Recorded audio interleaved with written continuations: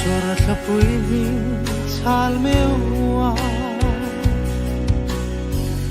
rinnom reng tura intiam kha khoyan nge mo ichuan ta le wan leng thlang tla ang lo ni che a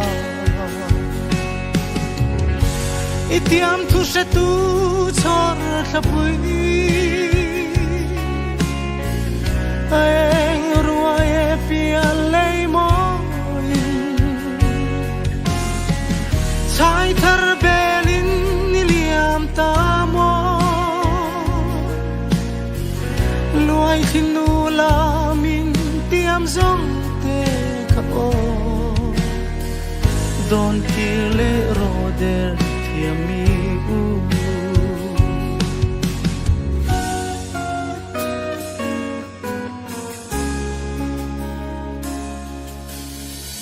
kan sulit nu fan sang hiano ithar le chin don lung ru ka thin lai na in chuni zan kwa kapang liam der thiam nang wangin itiam thu se tu chor lapui a eng ruai pia lei mo chai thar belin niliam ta mo luai thinu la min tiam zong te ka o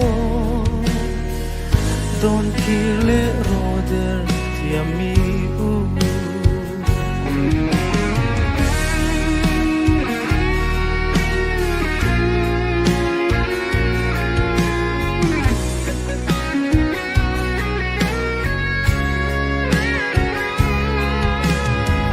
thutin ril kan sam dhun lai te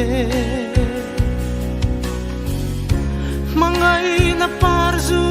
don duna kan in lom lai chuai zo ta tiam thu sut mang der thiam nang wa itiam thu se tu char lapui eng ruai pia lei mo chai thar belin niliam ta mo luai khinu la min tiam zong te ka o don kile roder tiami u don kile roder tiami u don kile roder tiami